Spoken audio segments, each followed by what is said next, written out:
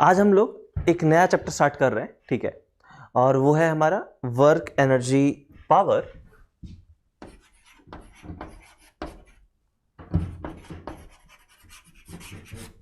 Work energy and power, जिसको आप चाहो तो शॉर्ट फॉर्म में लिख सकते हैं क्या, WPE और WEP, ठीक है।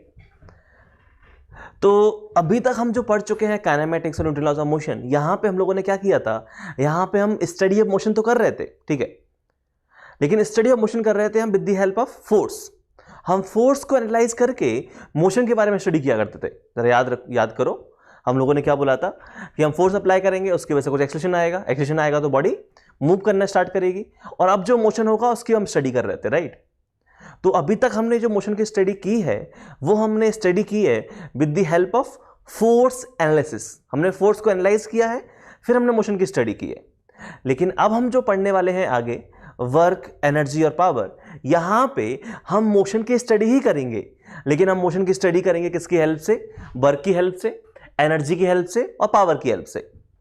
कि बेसिकली एक particle point A to point B move कर रहा है, राइट, कुछ उसमें फोर्स लग रहा है तो कुछ वर्क डन हुआ होगा, तो वो जो वर्क डन हुआ उस वर्क डन का क्या सिग्निफिकेंस है, ठीक है, किसने वो वर्क डन किया, कितना वर्क डन किया, इसके बारे में बातें करेंगे, ठीक है। फिर particle A to B move किया है तो उसके पास कुछ काइनेटिक एनर्जी में चेंज हुआ होगा, कुछ पोटेंशियल एनर्जी में चेंज हुआ होगा, तो ये काइनेटिक एनर्जी, पोटेंशियल एनर्जी क्या है, कैसे मेजर करते हैं और क्या चेंजेस हुए हैं, ठीक है, उसके बारे में बात करेंगे। साथ ही हम लोग इन दोनों को कनेक्ट करते हुए एक थ्योरम है, वर्क एनर्जी थ्योरम, उसके बारे में बात करेंगे।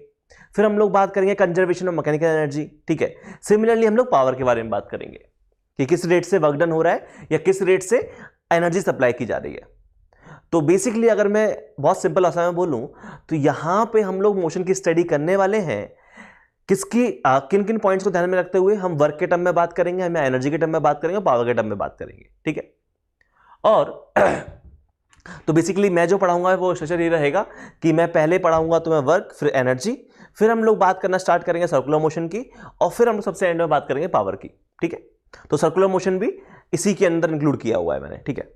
तो यहां पे हम स्टार्ट करते हैं कहानी। सबसे पहले हम बात करना चाहते हैं हम लोग वर्क के बारे में, फिर हम लोग बात करेंगे एनर्जी के बारे में, और फिर इन दोनों को कंबाइन करते हुए हम लोग बात करेंगे वर्क एनर्जी थ्योरम के बारे में, ठीक है। तो आज का लेक्चर जो है वो मेनली वर्क के ऊपर है कि वर्क है क्या, क्या कहानी है वर्क की। तो वर्क जो है उसको आप W से रिप्रेजेंट कर सकते हो, ठीक है, और ये है work done by any particular force.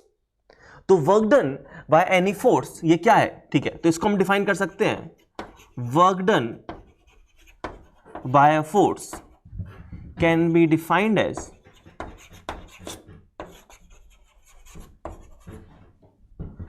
Dot product of force and displacement of point of application of force।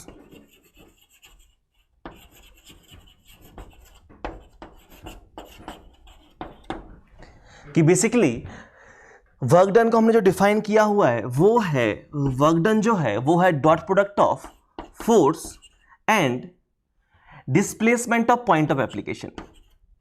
तो बेसिकली ये है F डॉट एस, और देख के समझ में आ रहा है कि ये कैसी क्वांटिटी है, स्केलर क्वांटिटी है, ठीक है। तो वर्क डन को जो हमने डिफाइन किया हुआ है वो हमने डिफाइन किया हुआ है dot product of force and displacement vector. इसको आप चाहो तो इसको आप ऐसे भी लिख सकते हो, Fs cos थीटा। यहां पे हर टर्म का मतलब क्या है, तो ये W तो क्या है, ये है हमारा work done by a force, bye given force. जिस फोर्स के टर्म में आप बात कर रहे हो उस फोर्स ने कितना वर्क डन किया। यहां पे F क्या है, F है आपका मैग्नीट्यूड ऑफ फोर्स, और यहां पे S क्या है, S है आपका magnitude of displacement of point of application. ये पॉइंट ऑफ एप्लीकेशन मैं क्यों लिख रहा हूं, इसके बारे में हम लोग आगे बात करेंगे इस क्लास के एंड में जाके, कि ये displacement of point of application of force है, ठीक है। हम यहां पे जिस पॉइंट पे आपने फोर्स अप्लाई किया उसके डिस्प्लेसमेंट की बात करते हैं, और यहां पे जो एंगल थीटा है वो क्या है, ये एंगल थीटा है, angle between F vector and S vector. ये हमारा फोर्स की डेफिनेशन, वर्क डन की डेफिनेशन है, ठीक है। एफ डॉट एस वेक्टर लिख सकते हो, चाहो तो आप इसको एफ एस कॉस थीटा लिख सकते हो। अब अगर मुझे वर्क डन कैलकुलेट करना है तो आप इसी डेफिनेशन को 3 फॉर्म में लिख सकते हो, जो कि आपके 3 डिफरेंट मेथड बन जाएंगे। इस वर्क डन को अगर मैं चाहूं तो मैं ऐसे भी लिख सकता हूं, W is equal to F cos theta multiply by S. ये लिख सकता हूं, कॉस थीटा को यहां भेज दिया मैंने, ठीक है। ये चीज क्या रिप्रेजेंट कर रही है, अगर ध्यान से देखो तो ये है बेसिकली यहां पे कि हमारे पास एक ब्लॉक है और उस पे मैंने कुछ फोर्स F अप्लाई किया हुआ है, ठीक है, इस ब्लॉक पे। और ये जो पार्टिकल है वो मान लो डिस्प्लेस ऐसे कुछ हुआ है, वो A से B गया है और ये जो डिस्प्लेसमेंट है वो है S, ठीक है। और दोनों के बीच में एंगल कितना है, दोनों के बीच में है एंगल थीटा। तो F के 2 कंपोनेंट्स हो जाएंगे, ये हो जाएगा F cos थीटा और ये लिखा हुआ है F sin थीटा। तो जरा ध्यान से देखो, अगर मैं वर्क डन की डेफिनेशन को उस फॉर्म में लिख दूं F cos theta into S, तो ये क्या लिखा हुआ है, ये लिखा हुआ है कि work done is equal to F cos theta है component of F parallel to S, right. तो component of F parallel to S, इसका आपने मल्टीप्लाई किया किससे, डिस्प्लेसमेंट से। तो एक डेफिनेशन तो आप ये लिख सकते हो। और जरा ध्यान से देखो हम कर क्या रहे हैं इस डेफिनेशन में, हम इसमें कर ये रहे हैं कि फोर्स के 2 कंपोनेंट कर लिए, F cos थीटा और F sin थीटा। एक कंपोनेंट है डिस्प्लेसमेंट के पैरेलल और एक कंपोनेंट है डिस्प्लेसमेंट के परपेंडिकुलर। जो डिस्प्लेसमेंट के पैरेलल कंपोनेंट है उसके साथ में एंगल कितना है डिस्प्लेसमेंट का, 0 डिग्री, और जो परपेंडिकुलर है उसके साथ में एंगल कितना है, 90 डिग्री। तो जरा सोच के देखो, अगर इस ब्लॉक पे इस फोर्स के 2 कंपोनेंट ने वर्क डन किया है F cos थीटा और F sin थीटा ने, तो F cos थीटा का वर्क डन कितना आ जाएगा, F cos theta into S into cos 0 degree, right. और इसका वर्क डन क्या आएगा, इसका वर्क डन आ जाएगा 0, क्योंकि यहां लिखोगे F sin theta into S into cos 90 और cos 90 0 होता है। तो इस डेफिनेशन के हिसाब से अगर तुम निकालो तो इसका वर्क डन 0 आ गया, जो भी वर्क डन किया सिर्फ और सिर्फ F cos थीटा ने तो वर्क डन किया। और वही तो लिखा है मैंने कि अगर आपको work done by force F निकालना है तो 2 कंपोनेंट कर लो, एक डिस्प्लेसमेंट के पैरेलल और एक उसके परपेंडिकुलर। परपेंडिकुलर वाले का वर्क डन 0 हो जाएगा, जो भी वर्क डन किया होगा, किसने वर्क डन किया होगा, पैरेलल वाले कंपोनेंट ने किया होगा। तो आप चाहो तो वर्क डन को ऐसे लिख सकते हो, ठीक है। या फिर मैं चाहूं तो ऐसे भी लिख सकता हूं वर्क डन को कि ये जो डेफिनेशन है इसके हिसाब से वर्क डन को मैं लिख सकता हूं F इंटू S का cos थीटा। इस बार मैंने किसका कंपोनेंट किया है, इस बार मैंने कंपोनेंट किया है डिस्प्लेसमेंट का, ठीक है। तो ये जो लिखा हुआ है, ये लिखा हुआ है force multiply by component of displacement parallel to F।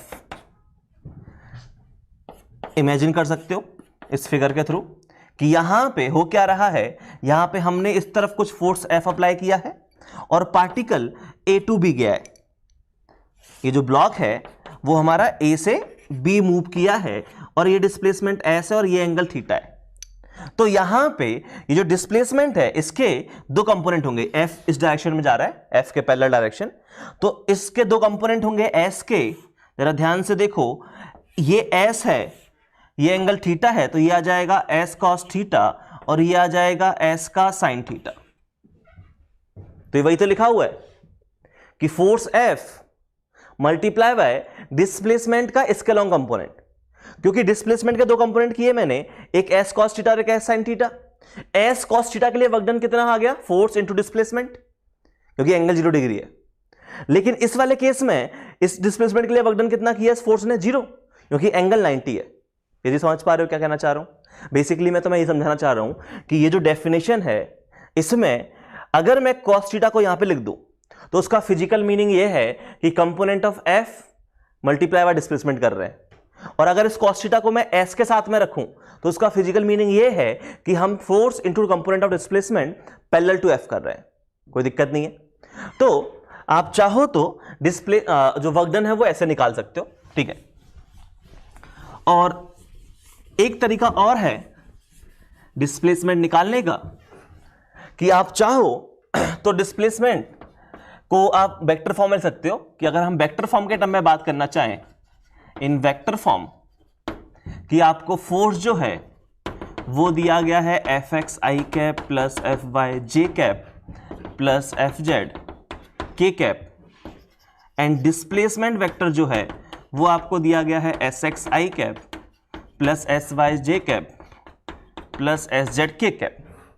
और अगर मैं यहां पे वर्क डन निकालना चाहूं तो वर्क डन मेरा क्या होगा, एफ डॉट एस, दोनों का डॉट प्रोडक्ट कर दो, और दोनों का डॉट प्रोडक्ट करोगे तो ये वर्क डन क्या आ गया, ये आ गया F X S X plus F Y S Y plus F Z S Z.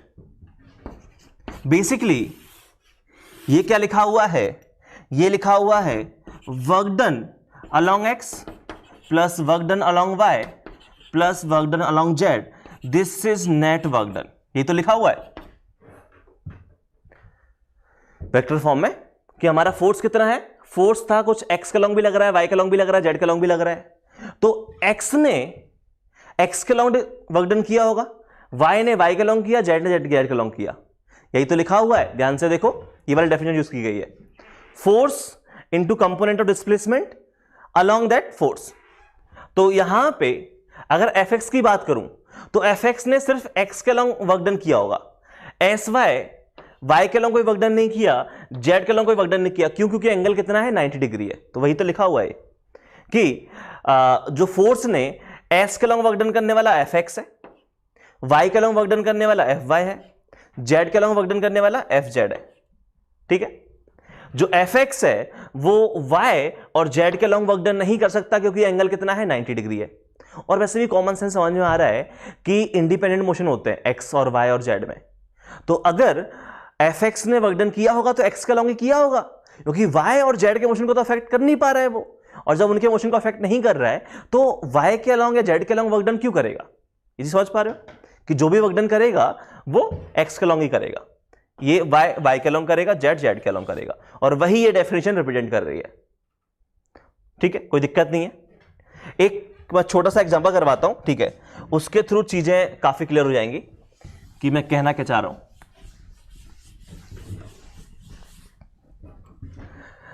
जैसे कि मान लो हमारे पास एक ब्लॉक होता, ठीक है,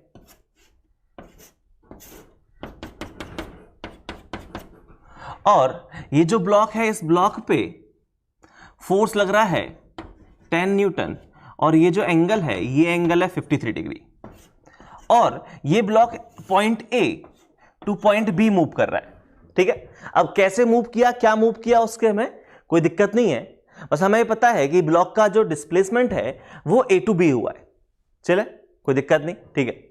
अब और ये डिस्टेंस कितना है, ये डिस्टेंस मान लेते हैं 5 मीटर है, ठीक है। अब यहां तुमसे पूछा गया find work done by F, ये आपको निकालना है for the given motion. Particle ने ए टू बी मोशन किया है, फोर्स एफ कितना है, 10 न्यूटन है। इस फोर्स एफ ने इस मोशन के टाइम पे कितना वर्क डन किया है ये आपको निकालना है।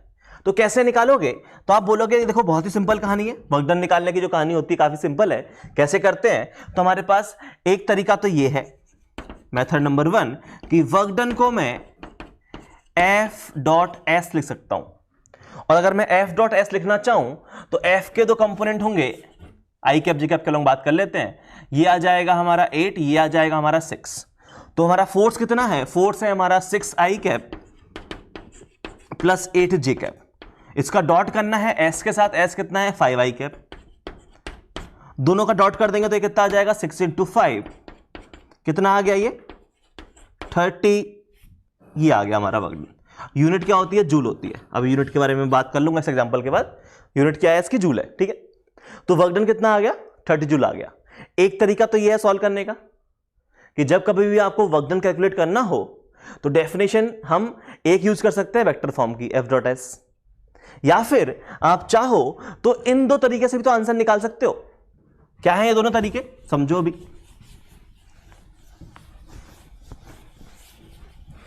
आप चाहो तो इस क्वेश्चन को ऐसे भी सॉल्व कर सकते हो कि वर्क डन जो अगर मैं देखूं यहां पे, तो वर्क डन यहां पे इसको मैं लिख सकता हूं F cos theta into S, मतलब एफ का पैरेलल कंपोनेंट इसका एस से मल्टीप्लाई कर दो। मतलब ये है कि इस फोर्स के दो कंपोनेंट किए, एक डिस्प्लेसमेंट के अलोंग, एक डिस्प्लेसमेंट के परपेंडिकुलर, कर लिए, कोई दिक्कत नहीं है। जो भी वर्क डन किया होगा 6 न्यूटन ने किया होगा, क्योंकि 6 न्यूटन उसकी डायरेक्शन में है, एंगल 0 डिग्री है। लेकिन सोचो अगर मैं बात करूं 8 न्यूटन के लिए, तो एंगल है 90 डिग्री, और 90 डिग्री के केस में 8 न्यूटन क्या इस ब्लॉक, इस पर्टिकुलर मोशन के लिए ए टू बी के लिए मोशन कर सकता है? नहीं। डेफिनेशन होती है F S cos theta. F हो जाएगा 8, एस हो जाएगा 5, और कॉस थीटा कितना हो जाएगा? 90 डिग्री। तो इसने तो कोई वर्क डन नहीं किया होगा, जो भी वर्क डन किया है इस वाले कंपोनेंट ने किया है। यही तो वो डेफिनेशन लिखी है, यही तो समझा रहा था मैं काफी टाइम से। ठीक है, तो क्या कर सकते हैं, ये हो जाएगा हमारा 6 × 5, सॉल्व किया तो फिर से कितना आ गया, फिर से ये आ गया हमारा 30 जूल। ये समझ में आया? या एक और तरीका है इसी चीज को सॉल्व करने का, कि आप क्या करो, इस बार कंपोनेंट करो डिस्प्लेसमेंट के, मतलब work done can be written as F into S का कॉस थीटा। मतलब ये है कि इसको आप क्या लिख सकते हो, इसको आप लिख सकते हो एफ इंटू एस पैरेलल। इस बार एस के दो कंपोनेंट करेंगे, और एस के दो कंपोनेंट करेंगे, एक फोर्स के अलोंग, एक फोर्स के परपेंडिकुलर। तो ये है हमारा फोर्स एस, ये है, दो कंपोनेंट कर दो इसके, ये 5 है, ये एंगल 53 डिग्री है, तो ये वाला कंपोनेंट 4 हो जाएगा, ये वाला कंपोनेंट 3 हो जाएगा। मतलब ये आप लिख सकते हो 10 × 3, फिर से सॉल्व करने पे कितना आ गया, 30 जूल। ऐसे भी सॉल्व कर सकते थे, ये समझ पा रहे हो ना? काफी सिंपल कहानी है। या और भी तरीके हैं, एक और तरीका ले लो, आप चाहो तो आप ऐसे भी तो लिख सकते हो कि work done is equal to F का मैग्नीट्यूड इंटू एस का magnitude into cos theta. F का मैग्नीट्यूड कितना है, 10 है, एस का मैग्नीट्यूड कितना है, 5 है, और कॉस थीटा कितना है, ये है कॉस 53 डिग्री, कॉस 53 डिग्री। और हमको पता है अगर ये एंगल 53 डिग्री है तो ये 4 है, ये 3 है, और ये 5 है, तो cos 53 कितना हो जाएगा, 3/5। तो ध्यान से देखो, ये लिखा हुआ है 10 × 5 × 3/5, 5 से 5 कैंसिल, वर्क डन फिर से 30 जूल आ गया। तो बेसिकली इस एग्जांपल के थ्रू मैं आपको ये समझाना चाह रहा हूं कि आप वर्क डन निकालने के काफी तरीके हैं। एक तरीका है उसका pure mathematical approach, F S cos theta लिखो, वैल्यू छाप दो।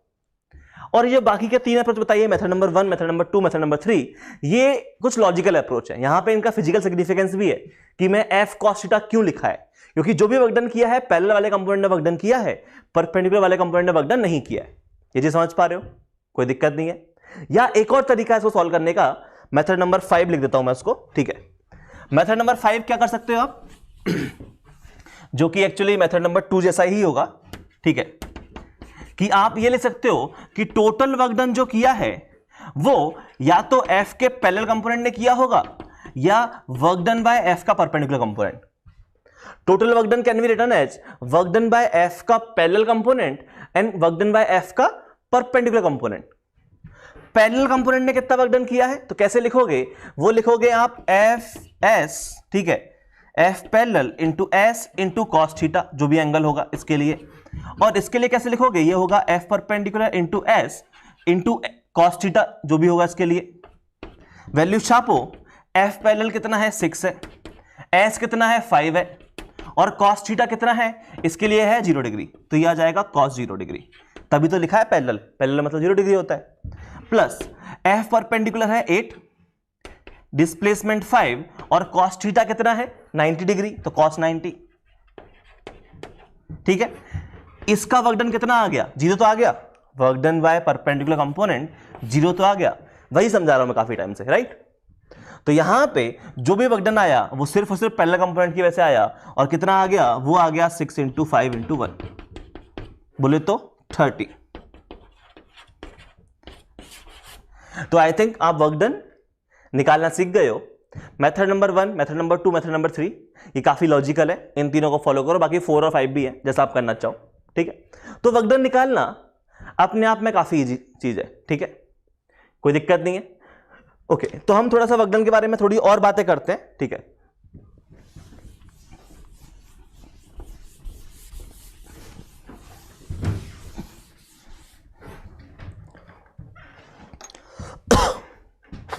नेक्स्ट जो मैं बात करना चाह रहा हूं वो मैं बात करना चाह रहा हूं वर्क डन की यूनिट क्या होती है उसके बारे में। ठीक है, तो हम यूनिट के बारे में बात कर लेते हैं। ठीक है,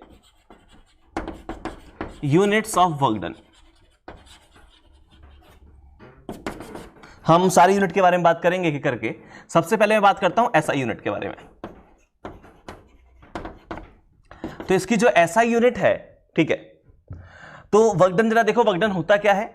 वर्क डन होता है force into displacement into cos theta. और अगर ध्यान से देखोगे तो फोर्स की यूनिट है न्यूटन, ठीक है, एस की यूनिट हो जाएगी मीटर, और कॉस थीटा तो यूनिटलेस होता है। तो यहां से अगर मैं यूनिट ऑफ वर्क डन की बात करूं, ऐसा यूनिट, ठीक है, तो वो हो जाएगी न्यूटन मीटर। और ये जो न्यूटन मीटर है इसी को हम जूल भी बोलते हैं, जिसको आप कैपिटल जे से रिप्रेजेंट कर सकते हो। तो इसकी एसआई यूनिट न्यूटन मीटर लिख दो, या आप चाहो तो जूल लिख दो। ठीक है, सिमिलरली इसकी सीजीएस यूनिट भी होगी। और अगर मैं इसकी सीजीएस यूनिट की बात करूं तो सीजीएस यूनिट अगर आप देखोगे तो यहां से क्या आ जाएगी सीजीएस यूनिट? वो आ जाएगी, न्यूटन की जगह आ जाएगा डायन, और मीटर की जगह आ जाएगा सेंटीमीटर। और इसी चीज को हम अर्ज भी लिखते हैं, ERG। ठीक है, ये है इसकी सीजीएस यूनिट। और अगर मैं बात करूं इन दोनों यूनिट के बीच में क्या रिलेशन है, तो यहां देखो 1 जूल कितना है? 1 जूल है हमारा 1 न्यूटन मीटर। इसको आप लिख सकते हो 1 न्यूटन कितना होता है? 10⁵ डायन। और 1 मीटर कितना होता है? 100 सेंटीमीटर। मतलब इसको आप लिख सकते हो 10⁷ डायन सेंटीमीटर। और डायन सेंटीमीटर क्या होता है? अर्ज होता है। मतलब आप 1 जूल, ये जो यूनिट है, इसको आप लिख सकते हो 10⁷ अर्ज। ये समझ में आया? या फिर आप चाहो तो इसका इन्वर्स कर लो कि 1 अर्ज कितना हो जाएगा? ये हो जाएगा 10⁻⁻7 जूल। तो ये बेसिक कहानी है। इसकी यूनिट्स के बारे में ऑलरेडी पता होंगी, लेकिन फिर भी मैंने बता दिया है। ठीक है, ऐसा यूनिट जूल है, सीजीएस अर्ज है, और दोनों में जो कन्वर्जन का रिलेशन है वो है 1 जूल इक्वल्स टू 10⁻7 अर्ज। ठीक है, कोई दिक्कत नहीं है। अब मैं जरा वर्क डन का जो फॉर्मूला है उसी के थोड़ा स्पेशल केस के बारे में बात कर लेता हूं। ठीक है, कि कुछ स्पेशल केसेस हैं कि अगर एंगल 0 डिग्री होगा तो कितना वर्क डन है, 180 होगा तो कितना वर्क डन है, उसके बारे में, जो कि तुम्हें क्लास 9 में पढ़ाया जाता है, राइट? तो मैं कुछ स्पेशल केसेस के बारे में बात कर रहा हूं कि वर्क डन जो है वो है हमारा FS cos थीटा। यही है मैं जो बात कर रहा हूं। मैं मान के चल रहा हूं कि फोर्स कांस्टेंट लग रहा है, डिस्प्लेसमेंट कांस्टेंट है, और cos थीटा की डिफरेंट वैल्यू पे यहां पे क्या क्या केसेस बनेंगे उनके बारे में स्टडी कर रहा हूं। ठीक है, तो फर्स्ट केस जो मैं लेके चल रहा हूं वो मैं लेके चल रहा हूं कि मान लो अगर एंगल 0 डिग्री होता। एंगल 0 डिग्री होने का मतलब क्या है? एंगल 0 डिग्री होने का मतलब यह है कि force is parallel to displacement vector, right? और आप यह भी बोल सकते हो कि cos थीटा कितना हो जाएगा? 1 हो जाएगा मैक्सिमम। मतलब आपका जो वर्क डन आएगा इस डेफिनेशन से देखो, FS cos theta, S constant है, F कांस्टेंट है, cos थीटा अगर मैक्सिमम है तो आपका वर्क डन भी कैसा हो जाएगा? मैक्सिमम आ जाएगा। तो यहां पे जो आपका वर्क डन आता है वो मैक्सिमम आता है। और कब आता है वर्क डन मैक्सिमम? जब F और S दोनों कैसे हो? पैरेलल हो। ठीक है, एग्जांपल बहुत ही सिंपल सी कहानी है कि ये कोई ब्लॉक है, इस पे फोर्स भी इस तरफ लग रहा है, ठीक है, और इसका जो डिस्प्लेसमेंट है A to B वो भी इसी डायरेक्शन में हो रहा हो। ये समझ में आया? तो यहां पे आपका जो वर्क डन आ जाएगा वो कितना आ जाएगा? वो आ जाएगा FS कॉस, और एस को मैं डी बोल देता हूं, डिस्प्लेसमेंट कितना हुआ है, डी हुआ है, ठीक है, एफ एस कॉस 0 डिग्री, तो फोर्स लग रहा है एफ नॉट, ठीक है, डिस्प्लेसमेंट हो गया डी, एंगल कितना है 0। जरा ध्यान से देखो कितना बन गया, ये बन गया एफ इंटू डी। बचपन में क्लास 9th में तो पढ़ा देते कि अगर फोर्स और डिस्प्लेसमेंट पैरेलल है तो वर्क डन कितना हो जाएगा, प्लस एफ डी, ये प्लस है, ध्यान से देखना, क्योंकि ये फोर्स का मैग्नीट्यूड है पॉजिटिव, डी जो है वो डिस्प्लेसमेंट का मैग्नीट्यूड है पॉजिटिव, तो ये कैसा वर्क डन कैसा आया, पॉजिटिव वर्क डन आया, राइट। अगर मैं यहां पे नेक्स्ट केस के बारे में बात करूं, नेक्स्ट केस क्या है कि मान लो एंगल जो है वो आपका 90 डिग्री होता। एंगल 90 डिग्री का मतलब है कि फोर्स जो है वो परपेंडिकुलर है एस वेक्टर के, मतलब यहां पे जो कॉस थीटा है वो 0 आ गया, इसका मतलब आपका वर्क डन 0 आ जाएगा। कैसे बोला मैंने, बहुत ही सिंपल सी कहानी है कि यहां पे ये कोई है पार्टिकल, इस तरफ उसका डिस्प्लेसमेंट हो रहा है और ये इस पे फोर्स लग रहा है परपेंडिकुलर, ठीक है, और पार्टिकल जो है वो ए टू बी मूव कर रहा है। कैसे मूव कर रहा है, क्या मूव कर रहा है, तो हो सकता है मल्टीपल फोर्स लग रहे होंगे, तो मैं मान रहा हूं कि इस फोर्स की वजह से वर्क डन कितना आया मैं वो बताऊं, ठीक है। तो यहां पे डिस्प्लेसमेंट डी हुआ है, तो इस केस में जो वर्क डन आ जाएगा वो आ जाएगा F not into D cos 90। Cos 90 होता है 0, मतलब यहां पे वर्क डन आ जाएगा 0। इसका रियल लाइफ एग्जांपल क्या है, इसका रियल लाइफ एग्जांपल सबने देखा होगा, हम जो पेंडुलम के मोशन की बात करते हैं कि यहां पे ये एक फिक्स पॉइंट है, इससे एक थ्रेड कनेक्टेड है और इस थ्रेड से कनेक्टेड है ये बॉल, और अगर आप इस पेंडुलम के मोशन की बात करोगे, ये लेंथ एल है, ये मास एम है, ठीक है, तो ये एक सर्कुलर मोशन कर रहा होता है, और ये सर्कुलर मोशन कर रहा है, तो थ्रू आउट द मोशन आप कभी भी मोशन की बात करो, यहां पार्टिकल की वेलोसिटी इस तरफ है तो डिस्प्लेसमेंट भी इस तरफ है, और फोर्स इस तरफ है, फोर्स टेंशन लग रहा है अंदर की तरफ, और इस तरफ है हमारा वेलोसिटी, तो डिस्प्लेसमेंट भी इस तरफ है। सिमिलरली अगर मैं इस पॉइंट पे बात करूं तो इस पॉइंट पे भी आप क्या देखोगे कि फोर्स इस तरफ है, डिस्प्लेसमेंट इस तरफ है, फिर से एंगल 90 डिग्री।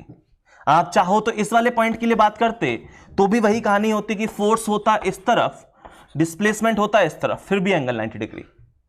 मतलब ये जो पेंडुलम का मोशन हो रहा है, अगर मैं यहां पे work done by tension force की बात करूं तो वो कितना है, 0। इसे समझ में आ रही है कि हम जो एक पेंडुलम को घुमा रहे हैं थ्रेड में, ठीक है, तो उस केस में work done by tension force 0 आता है। और ये नहीं है कि ओवरऑल वर्क डन 0 है, नहीं, एक्चुअली हर इंस्टेंट पे वर्क डन 0 है। सोच के देखो, यहां भी एंगल 90 है, यहां भी एंगल 90 है, यहां भी एंगल 90 है, आप किसी भी इंस्टेंट पे स्टडी करके देखो, हर इंस्टेंट पे एंगल 90 है, तो कोई वर्क डन किया ही नहीं है टेंशन फोर्स ने, तो हर इंस्टेंट पे वर्क डन भी 0 है, और ओवरऑल एक सर्कल कंप्लीट करने के बाद भी वर्क डन कितना आएगा, 0 आएगा। ये इसका रियल लाइफ एग्जांपल है, ठीक है। तो ये पॉसिबल है कि आपका फोर्स एक्ट कर रहा हो, देख लो, पार्टिकल डिस्प्लेस भी हो रहा हो, लेकिन वर्क डन कितना आ जाए, 0 आ जाए। ये चीज समझ में आई।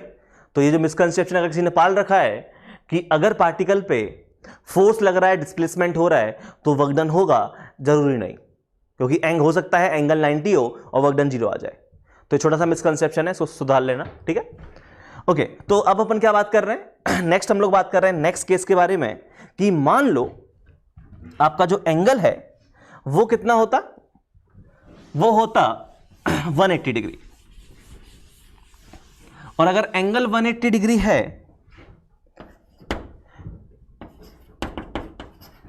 मतलब फोर्स जो है वो एक्चुअली एंटी पैरेलल है डिस्प्लेसमेंट वेक्टर के। मतलब इसमें यह है कि cos थीटा जो है वो कितना आ जाएगा, -1 आ जाएगा, और cos थीटा -1 मतलब ये मिनिमम वैल्यू है, मतलब यहां पे जो वर्क डन है वो आपका मिनिमम होगा, ठीक। हम मैग्नीट्यूड वाइज बात कर रहे हैं। तो इसके बाद इसका अगर एग्जांपल देखना चाहो तो काफी सिंपल सी कहानी है कि यहां पे ये ब्लॉक है, पार्टिकल पे मान लेते हैं पार्टिकल का वेलोसिटी आगे की तरफ होती, राइट, और फोर्स लग रहा होता पीछे की तरफ। अगर फोर्स पीछे की तरफ लग रहा है, वेलोसिटी आगे की तरफ है, तो क्या पार्टिकल आगे की तरफ ही जाएगा, बिल्कुल जाएगा, और कितना डिस्प्लेसमेंट है, डी मान लेते हैं, ठीक है।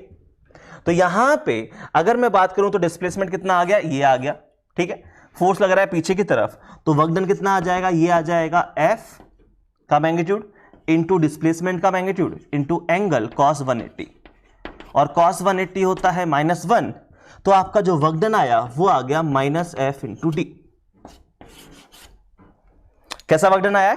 निगेटिव वर्क डन आया है। ये मैंने स्पेशल केस क्यों कराए हैं? ये मैंने इसलिए कराए हैं क्योंकि आपको बार बार, अगर आपका एंगल 0 डिग्री हो, 180 हो या 90 हो, तो आपको बार बार सॉल्व करने की जरूरत ना पड़े। आपको तुरंत ही फील आ जानी चाहिए कि एंगल 180 है मतलब वर्क डन होगा -F इंटू डी, एंगल 0 है मतलब वर्क डन होगा +F इंटू डी। तो वो आपको देखते ही फील आनी चाहिए, ठीक है। आप हर बार ये सोच नहीं रहे हो कि अच्छा एंगल 0 है तो ये 1 हो गया फिर सॉल्व कर रहे हो, नहीं।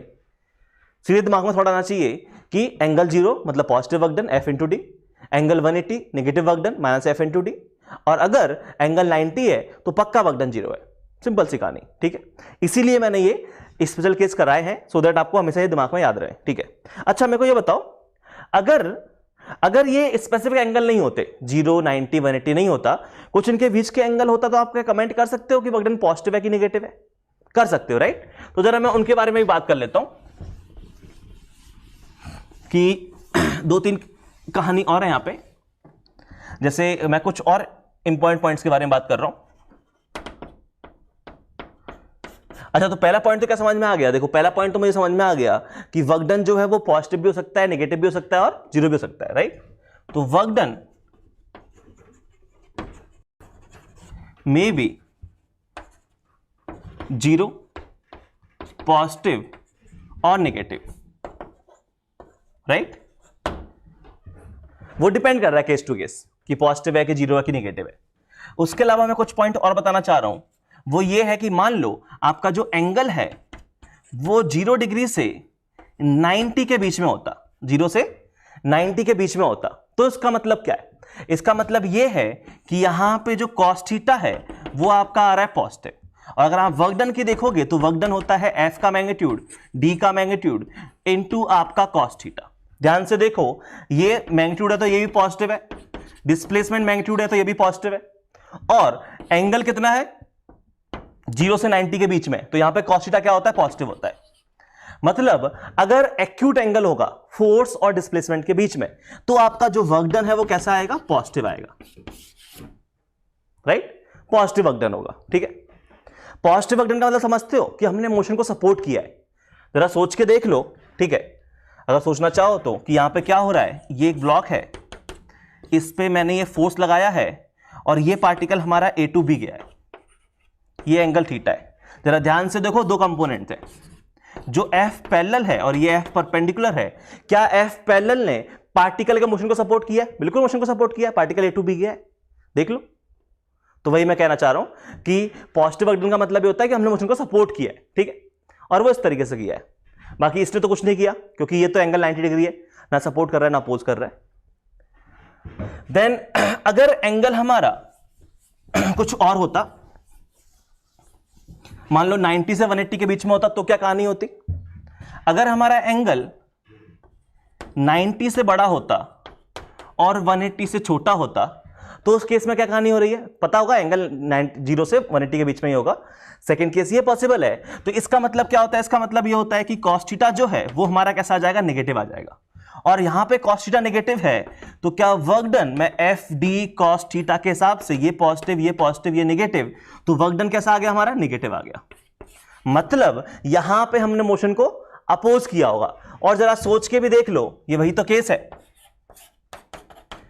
ऐसे फोर्स लग रहा होगा, पार्टिकल A से B जा रहा है, ऐसे कुछ पार्टिकल गया है, ठीक है, ये फोर्स है। दो कंपोनेंट करोगे, एक कंपोनेंट आ जाएगा परपेंडिकुलर और एक आ जाएगा एंटी पैरेलल।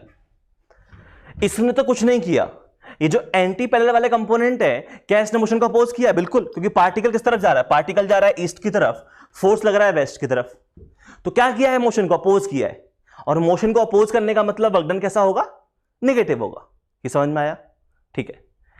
अच्छा, उसके बाद ये दोनों केस समझ में आ गए। एक छोटा सा केस और, वो ये है कि अगर मैं बोल रहा हूं कि वर्क डन जो है वो होता है FD cos थीटा, अगर वर्क डन 0 है, इसका मतलब क्या है? वर्क डन 0 अगर है तो ध्यान से सुनो, इसका क्या मतलब हो सकता है? इसका मतलब ये हो सकता है कि आपका फोर्स 0, आपने फोर्स भी अप्लाई ना किया हो, बॉडी ठीक है, कोई अपने फोर्स जीरो अप्लाई किया है। या हो सकता है आपका जो डिस्प्लेसमेंट है वो जीरो हो, कि आपने कांस्टेंट फोर्स अप्लाई किया है एक बॉडी पे और बॉडी घूम के उसी पॉइंट पे वापस आ गई, आपका डिस्प्लेसमेंट कितना हो गया हो, जीरो हो, ठीक है, कांस्टेंट फोर्स अप्लाई किया, याद रखना, ठीक है। और या हो सकता है आपका जो कॉस थीटा है वो जीरो हो, मतलब आपका जो एंगल थीटा है वो 90 डिग्री हो, force is perpendicular to displacement. ये थर्ड वाला केस काफी लोग भूल जाते हैं, तो याद रखना 3 केस पॉसिबल है, ठीक है, कि यहां पे अगर वर्क डन जीरो है तो हो सकता है हमने फोर्स भी अप्लाई किया हो, पार्टिकल मूव भी किया हो, लेकिन एंगल हमेशा 90 है, उसकी वजह से वर्क डन कितना आ रहा है, जीरो आ रहा है, जो मैंने अभी पेंडुलम वाला एग्जांपल दिया। समझ में आया, कोई दिक्कत नहीं है, ठीक है। तो ये सारी कहानी है जिसके बारे में हम लोग बात कर रहे हैं। तो ये अभी तक हम लोगों ने जो बातें की हैं वो हमने बातें की हैं work done by a constant force. अगर कोई कांस्टेंट फोर्स एक्ट कर रहा है बॉडी पे तो वर्क डन कैसे निकालते हैं, बहुत सिंपल सी कहानी है, F S cos theta. 4-5 method बताए हैं मैंने, उनसे आप सॉल्व करके निकाल सकते हो, ठीक है। तो अब मैं क्या कर रहा हूं, अब मैं कुछ क्वेश्चन दे रहा हूं सॉल्व करने के लिए, आपको सॉल्व करने हैं, काफी सिंपल क्वेश्चन है, जल्दी सॉल्व करना।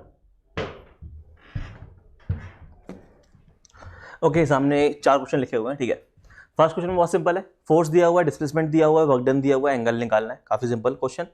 क्वेश्चन नंबर 2 में आपको फोर्स दिया गया है वेक्टर फॉर्म में और आपको बताया गया कि particle point A to point B गया है, ठीक है, आपको 2 पॉइंट्स दिए गए, ठीक है, आपको work done by force F निकालना है। सिमिलरली यहां बोला गया कि ये जो फोर्स है वो इस डायरेक्शन के अलॉन्ग एक्ट कर रहा है और पार्टिकल जो है वो point A to point B जा रहा है, तो वर्क डन निकालना है। देन जो नेक्स्ट क्वेश्चन में ये क्या है, ये एक सर्कुलर ट्यूब है, ठीक है, ये एक सर्कुलर ट्यूब है और ये वर्टिकल पोजीशन में रखी हुई है ऐसे। तो इस सर्कुलर ट्यूब में नीचे एक बॉल है, वो बॉल कुछ वेलोसिटी से जा रही है और ये बॉल जो है वो कंप्लीट सर्कल कर लेती है, ठीक है, ये सर्कुलर पाथ में मूव कर रही है, तो ये बॉल जो है वो ऐसे मूव कर रही है सर्कुलर ट्यूब में। तो बोला गया है जब ये बॉल एक कंप्लीट सर्कल कर ले तो उस टाइम पे work done by normal force, क्योंकि ये कांटेक्ट में होगी, ठीक है, तो नॉर्मल फोर्स ने कितना वर्क डन किया होगा और ग्रेविटी ने कितना वर्क डन किया होगा। और बोला गया है फ्रिक्शन का वर्क डन जो है वो कितना है वो नहीं पूछा, बस ये पूछा है कि वो पॉजिटिव होगा, नेगेटिव होगा कि जीरो होगा, इस पे कमेंट करना है, ठीक है। तो ये और एक छोटी चीज और समझना, ठीक है, कि जैसे ये क्वेश्चन है या फिर ये वाला क्वेश्चन है, इन क्वेश्चन में मैंने आपको फोर्स दिया हुआ है और पार्टिकल को ए टू बी मूव करवा दिया है, पाथ नहीं बताया पाथ कैसा है। तो होता भी यही है कि अगर हमारा फोर्स कांस्टेंट है, अगर कांस्टेंट फोर्स लग रहा है तो वर्क डन जो है वो पाथ का इंडिपेंडेंट होता है, ठीक है, उससे फर्क नहीं पड़ता आपने पाथ का फॉलो किया है, क्योंकि आपको मेन तो किससे मतलब है, डिस्प्लेसमेंट से मतलब है कि एक्स के लॉन्ग कितना डिस्प्लेसमेंट हुआ, वाई के लॉन्ग कितना डिस्प्लेसमेंट है, जेड के लॉन्ग कितना डिस्प्लेसमेंट है, तो उसमें पाथ का कोई रोल है नहीं, ठीक है। लेकिन वो हम बात कर रहे हैं कांस्टेंट फोर्स के लिए। हाँ, अगर फोर्स वेरिएबल होगा तो फर्क पड़ेगा, तो वो हम लोग अभी आगे पढ़ने वाले हैं। तो ये 4 क्वेश्चन है, फटाफट सॉल्व करो और सॉल्व करने के टाइम मिलेगा 8 मिनट, ठीक है।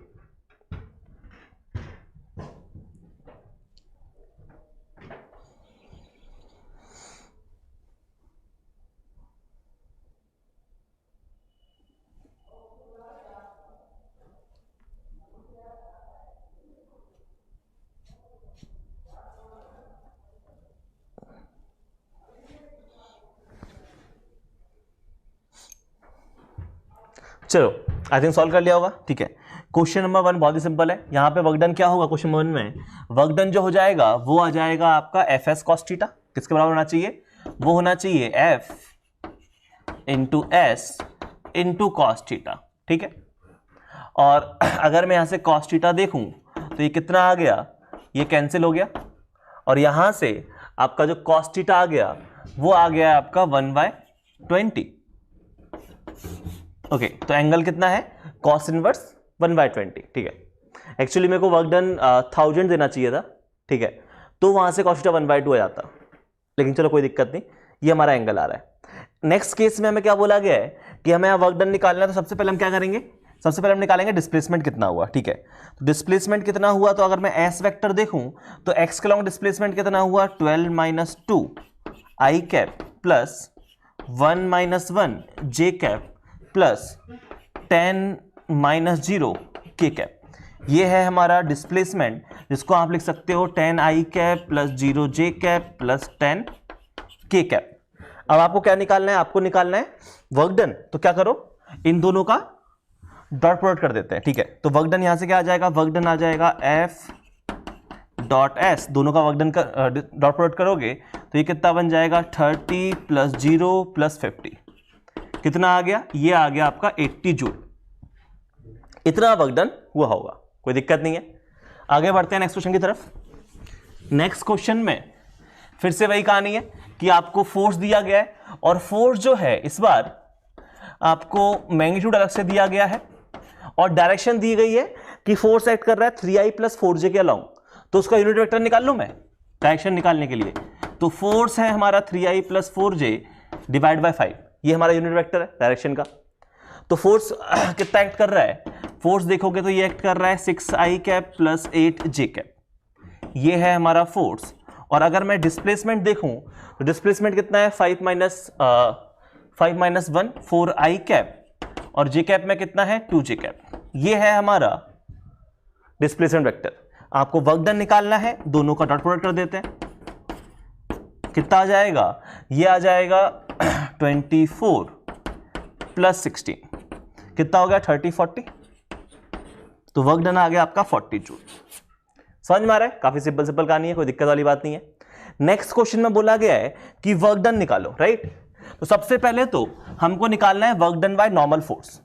ध्यान से देखो, नॉर्मल फोर्स जो भी होगा वो हमेशा परपेंडिकुलर होगा, नॉर्मल फोर्स हमेशा परपेंडिकुलर होगा वेलोसिटी वेक्टर के, राइट। और अगर नॉर्मल फोर्स हमेशा वेलोसिटी वेक्टर के परपेंडिकुलर है तो क्या work done by normal force 0 आ जाएगा, बिल्कुल, क्योंकि हमेशा ही एंगल कितना है 90 डिग्री है। तो मैं क्या करके लिख देता हूं, first work done by normal force equal to 0 because angle is equal to 90 degree always, हमेशा ही एंगल कितना है 90 डिग्री है। उसके बाद हम निकाल रहे हैं वर्क डन बाय ग्रेविटी।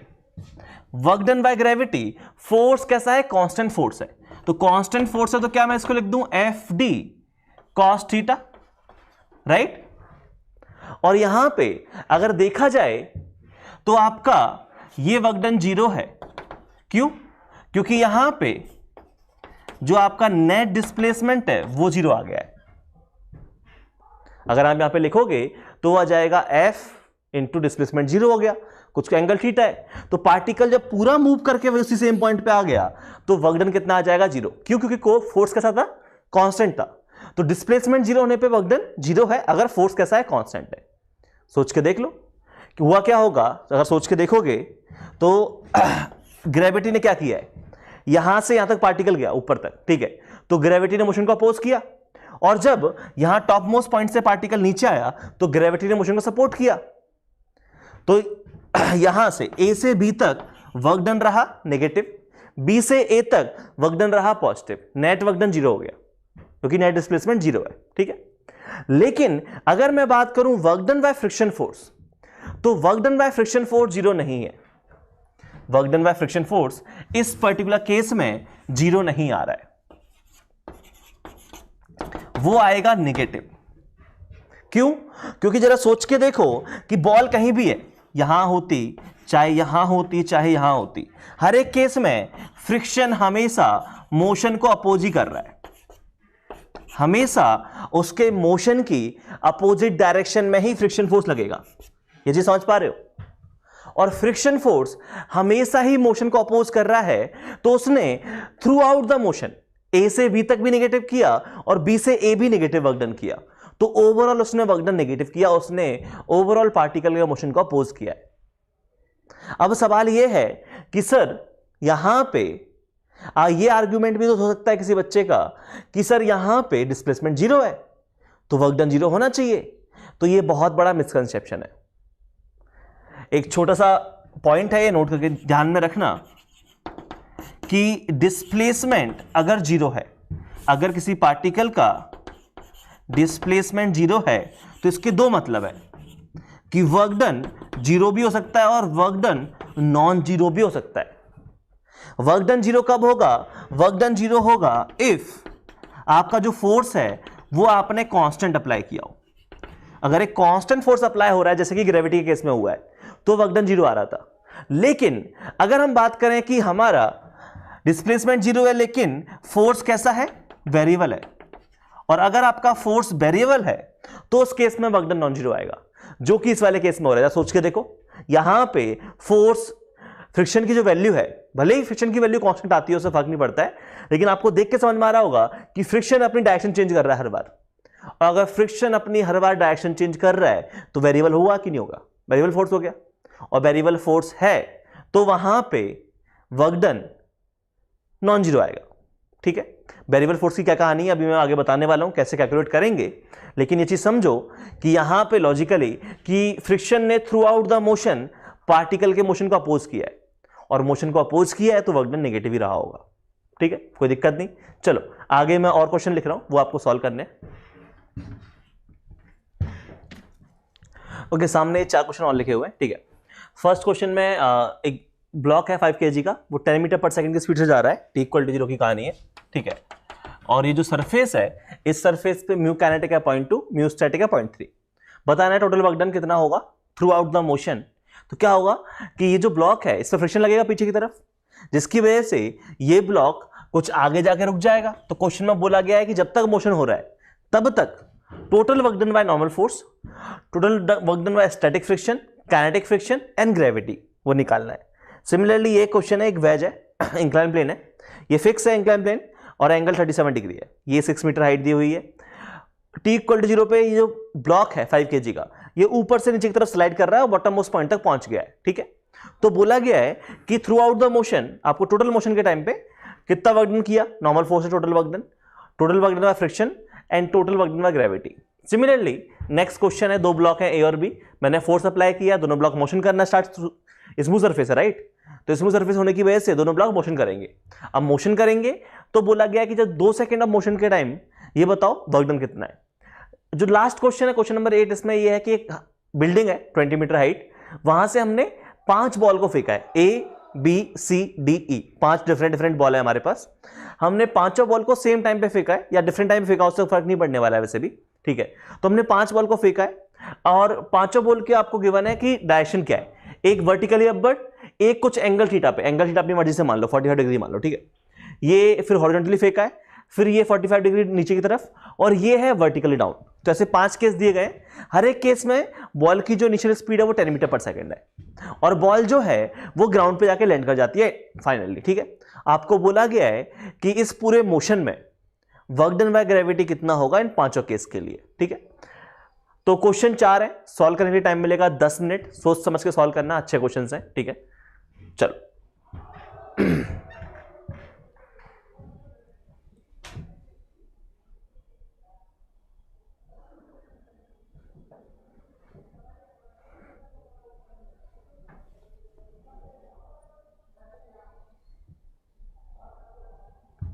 चलो आई थिंक सॉल्व कर लिया होगा। देखो फर्स्ट क्वेश्चन में क्या हो रहा है, फर्स्ट क्वेश्चन में इस ब्लॉक पे कौन सा फ्रिक्शन फोर्स लगेगा, स्टैटिक की काइनेटिक? काइनेटिक लगेगा, और काइनेटिक लगेगा तो कितना लगेगा, तो अगर मैं यहाँ पे F काइनेटिक की बात करूं तो F काइनेटिक आ रहा है मेरा म्यू इंटू एन, इसका अगर FBD बनाओगे तो नीचे लगेगा mg, ऊपर लगेगा नॉर्मल और पीछे की तरफ लगेगा F काइनेटिक, जिसकी जो वैल्यू है n की वैल्यू कितनी है 50। ठीक है, तो यहां से कितना आ गया 10 आ गया, तो F काइनेटिक लग जाएगा पीछे की तरफ 10, जिसकी वजह से ये जो ब्लॉक है वो हमारा रिटार्ड कर रहा होगा। और कितने से रिटार्ड करेगा, तो अगर आप देखोगे तो इसका रिटार्डेशन आ जाएगा F काइनेटिक की वजह से आएगा। ठीक है, फोर्स डिवाइड बाय मास है 5 kg, 2 मीटर पर सेकंड स्क्वायर। और अगर मैं ध्यान से देखूं तो ये जो ब्लॉक है वो हमारा 5 सेकंड बाद t = 5 सेकंड पे किसी पॉइंट बी पे जाकर रुक जाएगा। ये जी समझ में आई। और डिस्प्लेसमेंट कितना होगा, तो डिस्प्लेसमेंट को अगर मैं d बोलूं तो डिस्प्लेसमेंट आप निकाल सकते हो, कितना होगा, ये हो जाएगा initial velocity 10 final 0 divide by 2 into particle को टाइम कितना लगा 5 सेकंड लगा, क्योंकि 10 की स्पीड 2 की रेट से कम हो रही है। ठीक है, तो कितना आ गया डिस्प्लेसमेंट 25 मीटर। तो एक्चुअली पार्टिकल ये 25 मीटर डिस्टेंस कवर करने के बाद रुक जाएगा, कोई दिक्कत नहीं है, फाइनल इसकी वेलोसिटी हो जाएगी 0। तो अब थ्रू आउट द मोशन अगर मैं बात करूं तो normal force, right, normal force actually displacement के परपेंडिकुलर है थ्रू आउट द मोशन, तो वर्क डन कितना हो जाएगा 0 हो जाएगा। स्टैटिक फ्रिक्शन एक्ट ही नहीं किया, काइनेटिक फ्रिक्शन एक्ट किया है, तो स्टैटिक फ्रिक्शन एक्ट नहीं किया मतलब ये वर्क डन भी कितना हो जाएगा 0। यहां एंगल 90 है, यहां फोर्स 0 है, एफ काइनेटिक, हाँ इसने वर्क डन किया है, कितना वर्क डन किया है, तो work done by F kinetic ये आ जाएगा, कितना फोर्स लगा है, 10 लगा है, राइट। और कांस्टेंट फोर्स है और 180 डिग्री एंगल है, तो सीधा माइनस एफ इंटू डी लिख दूं मैं, याद करो स्पेशल केस में करवाया था, तो माइनस 250 जूल आ जाएगा, ठीक है। और वर्क डन बाय ग्रेविटी की बात करूं तो अगेन ग्रेविटी मोशन डिस्प्लेसमेंट के परपेंडिकुलर है, तो वर्क डन बाय ग्रेविटी भी कितना है, 0 है। समझ में आया। तो इस पर्टिकुलर केस में सिर्फ और सिर्फ जो फ्रिक्शन है, कौन सा फ्रिक्शन, काइनेटिक फ्रिक्शन, उसने वर्क डन किया है, और कितना वर्क डन किया है, 250 जूल, कोई दिक्कत नहीं है। चले ओके तो अब हम नेक्स्ट क्वेश्चन के बारे में बात करते हैं। नेक्स्ट क्वेश्चन क्या है, ये ब्लॉक मोशन स्टार्ट कर रहा है, तो पहले मैं सारे पैरामीटर लिख देता हूं, ये 6 है, ये 8 हो जाएगा, ये हो जाएगा 10। अगर इसका एफबीडी बनाओगे तो यहां लगेगा नॉर्मल, ठीक है, और ये दो कंपोनेंट आ जाएंगे एमजी के, तो 50 है तो दो कंपोनेंट कितने आ गए, इस तरफ आ जाएगा हमारा 30 और ये आ जाएगा हमारा 40, और पीछे की तरफ लगेगा फ्रिक्शन फोर्स काइनेटिक, जिसकी वैल्यू कितनी हो जाएगी, म्यू इंटू नॉर्मल, नॉर्मल कितना हो जाएगा 40, तो कितना आ गया, फ्रिक्शन फोर्स 20, ये इसका एफबीडी बन गया, कोई दिक्कत नहीं है।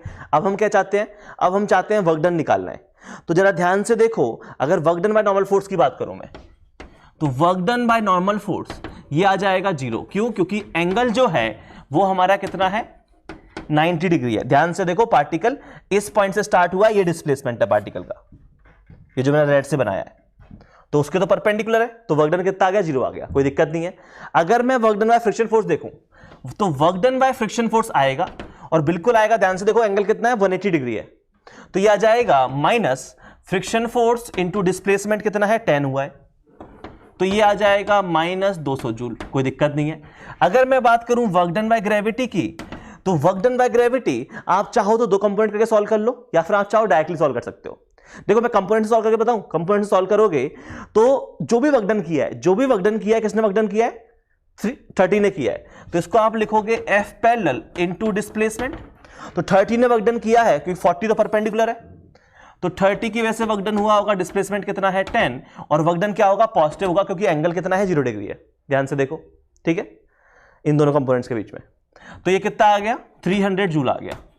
या फिर आप चाहो तो इसको सॉल्व करने का एक और मेथड है, आप ये ले सकते हो कि work done by gravity is equal to force into component of displacement.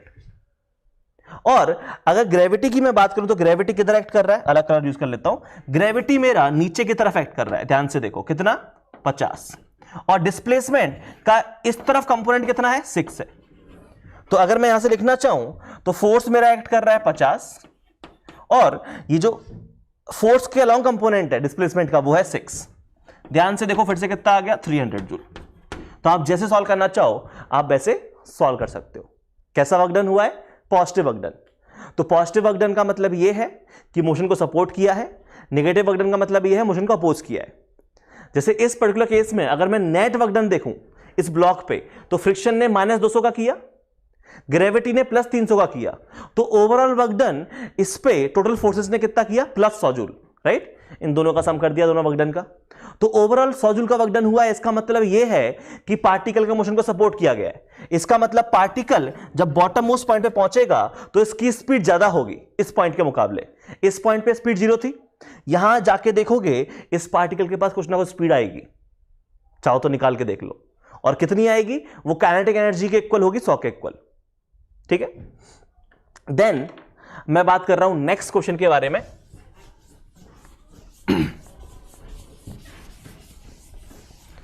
Okay, next question क्या है, नेक्स्ट क्वेश्चन ये है कि यहां फोर्स हमने लगाया है, तो इस फोर्स की वजह से क्या होगा कि ये पूरा का पूरा सिस्टम आगे की तरफ एक्सलेट करेगा, और एक्सलेशन कितना हो जाएगा, ये हो जाएगा 120 डिवाइडेड बाय हमारा टोटल मास कितना है 30, ठीक है।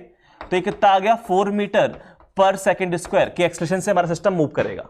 और 2 सेकंड में अगर मैं डिस्प्लेसमेंट निकालना चाहूं, ठीक है, यहां पे क्वेश्चन नंबर 7 में, तो डिस्प्लेसमेंट कितना हो जाएगा, ये हो जाएगा ½ a t स्क्वायर, तो ½ a t स्क्वायर हो जाएगा 2 का स्क्वायर, ये आ गया 8 मीटर। तो हमारा पूरा सिस्टम जो है वो 8 मीटर प्लस एक्स के अलॉन्ग मूव किया है, कोई दिक्कत नहीं है। अब क्या निकालना है, work done by F on A. तो अगर मैं बात करूं ए, तो ए जो है मेरा ब्लॉक उस पे ये फोर्स F लगा है, नो डाउट 120 न्यूटन, और A जो है वो मेरा कितना मूव किया है, 8 मीटर मूव किया है। ध्यान से देखो दोनों पैरेलल है, तो वर्क डन मैं डायरेक्टली लिख सकता हूं, work done bye F on A is what 120 into 8, right, directly लिख सकते हैं, कोई दिक्कत नहीं है, ठीक है। और ये कितना हो गया, ये हो गया 960 जूल, इसमें कोई दिक्कत नहीं है, ठीक है। लेकिन अब हम बात कर रहे हैं वर्क डन ऑन बी, तो अगर मैं वर्क डन ऑन बी की बात करूं, ये फर्स्ट पार्ट हो गया। सेकंड पार्ट देखो, बी पे अगर हम बात करें तो बी पे तो सिर्फ और सिर्फ एक नॉर्मल फोर्स लगा है, इन दोनों के बीच में एक नॉर्मल फोर्स आया होगा, तो क्या ये फोर्स F बी पे एक्ट किया है? नहीं। जब फोर्स F बी पे एक्ट किया ही नहीं, तो क्या फोर्स F ने बी पे कोई वर्क डन किया होगा? नहीं। ये चीज समझ पा रहे हो ना? फोर्स F ने ए पे वर्क डन किया है, ए को मूव किया है, और बी जो मूव किया है वो तो एक्चुअली नॉर्मल फोर्स की वजह से मूव हुआ है। तो बी पे अगर मैं वर्क डन की बात करूं, work done by force F on B is 0। क्यों? क्योंकि फोर्स तो एक्ट किया ही नहीं, वो फोर्स F तो ए पे एक्ट किया है। सिमिलरली हम जाते हैं ए और बी पे, तो यहां नॉर्मल फोर्स कितना लग रहा होगा, तो अब नॉर्मल निकाल लूं मैं। नॉर्मल निकालने के लिए क्या है, आप मास इनटू एक्सेलरेशन लगा दो, तो यहां पे इसी को सॉल्व कर लेता हूं मैं।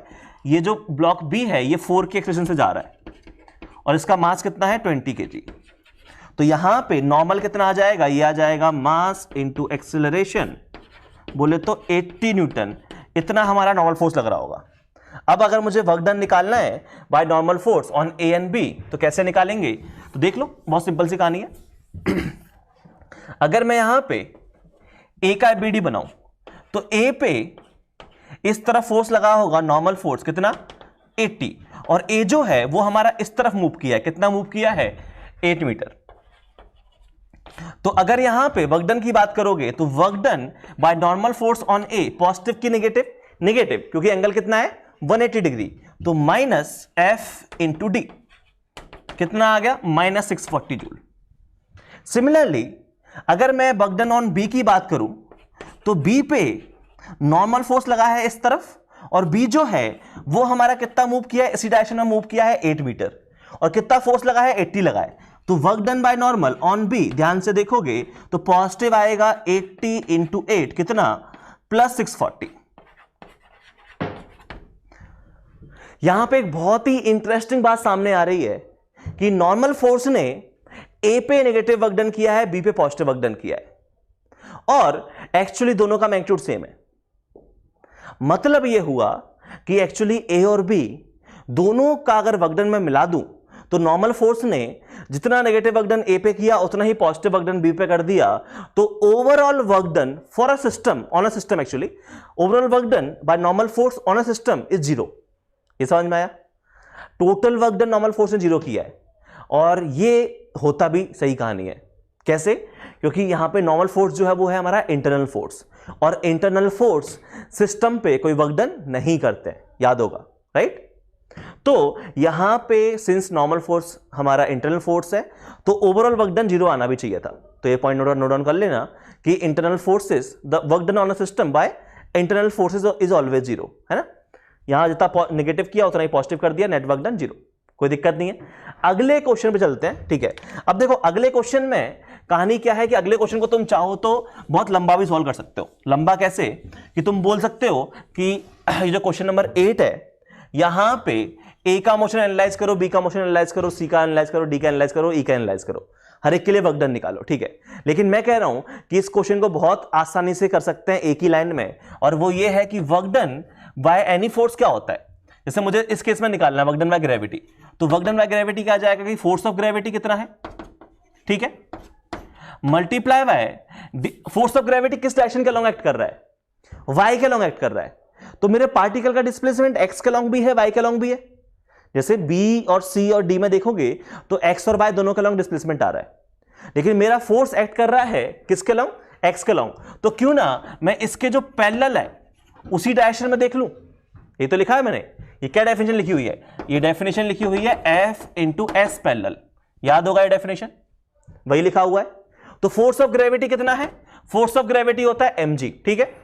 तो जो भी इसका मास है इंटू जी, ये फोर्स ऑफ ग्रेविटी हो गया, और अगर मैं पार्टिकल का डिस्प्लेसमेंट देखूं तो जरा ध्यान से देखो, हर एक बॉडी पे ग्रेविटेशनल फोर्स लगेगा नीचे की तरफ और डिस्प्लेसमेंट भी ओवरऑल नीचे की तरफ है, कितना 20 मीटर, तो मल्टीप्लाई बाय 20 मीटर और ये पॉजिटिव वर्क डन आएगा क्योंकि फोर्स भी नीचे की तरफ है, वर्क डन भी डिस्प्लेसमेंट भी नीचे की तरफ है।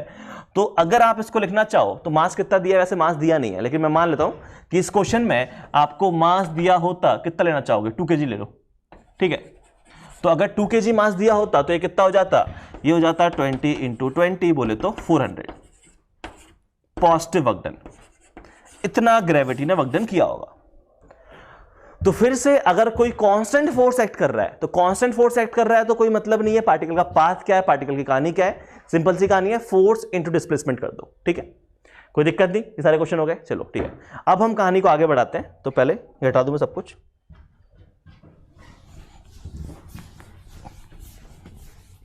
ओके, अब हम लोग आगे बात कर रहे हैं थोड़ा सा work done by variable force के बारे में, बट उससे पहले एक छोटी सी कहानी है कि अगर मैं बात करूं work done bye multiple forces, तो ये सब आपको कॉमन सेंस है तो समझ में आ गया होगा कि अगर कोई बॉडी है उस पे लेट्स सपोज बहुत सारे फोर्स एक्ट कर रहे हैं, एक F1 एक्ट कर रहा है, एक F2 है, एक F3 है और एक F4 है, और जो बॉडी है वो आपका A से B जाए, ठीक है। तो अगर आपसे पूछा जाए कि ये बताओ कि टोटल वर्क डन कितना होगा, तो बहुत सिंपल सी कहानी है कि अगर मुझे टोटल वर्क डन लिखना होगा तो मैं सिंपल लिख सकता हूं work done bye F1 plus work done bye F2 plus work done bye F3 plus work done bye F4। Since work done एक स्केलर क्वांटिटी है, हम इनको डायरेक्टली ऐड कर सकते हैं। तो अगर ऐसे मल्टीपल फोर्सेस एक्ट कर रहे हो और आपसे पूछा जाए कि टोटल वर्क डन कितना हुआ है इस बॉडी पे, तो F1 ने कुछ किया होगा, कुछ F2 ने किया होगा, कुछ F3 ने वर्क डन किया होगा, कुछ F4 ने वर्क डन किया होगा, सारे वर्क डन का सम कर दो, ठीक है। स्केलर क्वांटिटी है, डायरेक्टली ऐड करना अलाउड है हमको, तो वो हमारा नेट वर्क डन आ जाएगा। ये तो कॉमन सेंस सबको क्लियर है, ठीक है। अब मैं बात करना चाह रहा हूं कि अगर मुझे work done by variable force की बात करनी होती कि फोर्स हमारा चेंज हो रहा है, अब बताओ क्या कहानी है। तो work done by variable force, या फिर आप ये से समझ लो कि फोर्स वेरिएबल हो, या हो सकता है कि डिस्प्लेसमेंट और फोर्स के बीच का एंगल वेरिएबल हो, ठीक है। तो जब भी ऐसी कहानी है कि हर एक इंस्टेंट पे आपका अलग अलग वर्क डन आ रहा है, तो आप कैसे सॉल्व करोगे, हम उसके बारे में बात कर रहे हैं। तो मान लो ऐसा कुछ है कि हम पॉइंट A जो है x1, y1, z1, यहां से हम पॉइंट B जा रहे हैं जो है x2, y2, z2। अब यहां से आपको वर्क डन बोला गया है, तो होगा क्या कि आपको हर एक इंस्टेंट पे अलग अलग वर्क डन आ रहा है। तो इस तरीके का वर्क डन सॉल्व करने का तरीका क्या, आप क्या करो, आप कोई भी इंस्टेंट पकड़ लो, मान लो मैंने इस इंटरवल की बात कर रहा हूं, इस छोटे से इंटरवल की बात कर रहा हूं, यहां पे जो डिस्प्लेसमेंट है, ठीक है, वो हमारा कितना है, ds है, और जो फोर्स एक्ट कर रहा है वो हमारा कुछ F एक्ट कर रहा होता और ये एंगल थीटा होता। तो अगर मैं इस छोटे से वर्क डन की बात करूं dw की, तो वो कितना आ जाएगा, वो आ जाएगा F dot ds vector, right, जिसको आप चाहो तो आप ये भी लिख सकते हो कि जो भी फोर्स F है into ds into cos theta, लिख ही सकते हैं। ये तो है वो हमारा छोटा सा वर्क डन। अब अगर मुझे क्या करना है, अब अगर मुझे निकालना है नेट वर्क डन, तो क्या टोटल वर्क डन होगा कि ऐसे आप अलग अलग इंस्टेंट पे वर्क डन निकालो और उन सारे dw का सम कर दो, क्योंकि हमारा स्केलर क्वांटिटी, हमको अलाउड है कि यहां जो वर्क डन निकाला, यहां जो वर्क डन निकाला, यहां जो वर्क डन निकाला, सबका हम डायरेक्टली सम कर सकते हैं। तो क्या मैं ये बोल दूं कि मैं यहां पे dw का इंटीग्रेशन कर दूं a to b, यही तो होगा work done, total work done यही होगा हमारा कि a to b हम dw का इंटीग्रेशन कर देते हैं, क्योंकि हर इंस्टेंट पे क्या हो रहा है, dw अलग अलग आ रहा है। तो बहुत सिंपल सा कॉन्सेप्ट है कि जब भी ये वेरिएबल वाली बातें होंगी कि एंगल चेंज हो रहा है, फोर्स चेंज हो रहा है, तो आप क्या करो, आप सिंपल सा छोटा सा वर्क डन निकालो किसी भी इंटरवल के लिए, ठीक है, और उसका इंटीग्रेशन कर दो। इसको आप चाहो तो आप ऐसे ले सकते हो कि ये जो लिखा हुआ है, ये लिखा हुआ है f डॉट ds का इंटीग्रेशन, ठीक है, a to b। तो हम इस तरीके से वर्क डन निकाल सकते हैं। अब अगर मुझे यहां पे फोर्स आई कैप जे कैप की फॉर्म में दिए होते वेक्टर फॉर्म में, तो क्या मैं इसी चीज को कुछ और अच्छी फॉर्म में लिख सकता हूं? तो अगर हम लोग वेक्टर फॉर्म की बात करें तो ये जो फॉर्मूला है इसको हम काफी अच्छा लिख सकते हैं। जैसे फोर्स क्या होगा वेक्टर फॉर्म में, वो होगा हमारा एफ एक्स आई कैप प्लस एफ वाई जे कैप प्लस एफ जेड के कैप, यही फोर्स होगा, ठीक है। और अगर मैं बात करूं डिस्प्लेसमेंट, तो जो डीएस वेक्टर होगा वो क्या होगा, कुछ डिस्प्लेसमेंट हुआ होगा डीएक्स आई कैप के अलोंग, कुछ हुआ होगा वाई डायरेक्शन के अलोंग, और कुछ डिस्प्लेसमेंट होगा जेड डायरेक्शन के अलोंग। अब अगर मुझे वर्क डन निकालना है तो वर्क डन क्या है, integration of A to B F dot ds का इंटीग्रेशन, यही है। वैल्यू छाप दो, वैल्यू छाप देंगे तो ये आ जाएगा A to B F dot ds का इंटीग्रेशन करोगे तो यहां से क्या आ जाएगा, F x D x plus F Y D y plus F z d z. ये चीज समझ पा रहे हो? मतलब इसको अगर मैं इंटीग्रेशन को अंदर भेज दूं तो यहां से हम इसको और एक प्यारी सी फॉर्म लिख सकते हैं, और वो जो फॉर्म बन जाएगी वो हो जाएगी हमारी कि टोटल वर्क डन जो है वो हो जाएगा एफ एक्स डी एक्स का integration plus F Y D Y का integration plus F z d z का इंटीग्रेशन। और जरा ध्यान से देखो, यहां पे हम इंटीग्रेशन कर रहे हैं एक्स के रिस्पेक्ट में, तो लिमिट किसकी आएगी, ए टू बी लिमिट आएगी किसकी, एक्स की। तो ए पे है x1, इधर है x2, इधर लिमिट आएगी ए टू बी किसकी, y की, y1 से y2, यहां लिमिट आएगी z की, तो z1 से z2। इस तरीके से हम टोटल वर्क डन निकाल सकते हैं। ये समझ में आया?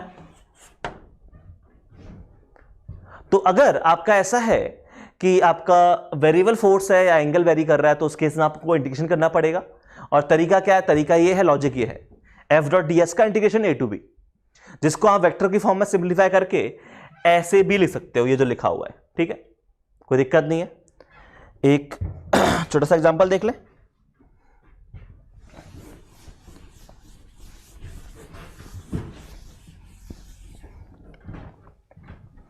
जैसे मान लो जो फोर्स है वो वेरिएबल होता और ये होता 3x स्क्वायर आई कैप प्लस 4y जे कैप, और हम पॉइंट ए से मूव कर रहे होते होते जो है 0,1 से लेके 1,2 यहां हम लोग जा रहे हैं, ठीक है। हम point A to point B जा रहे हैं और फोर्स कैसा है, वेरिएबल है।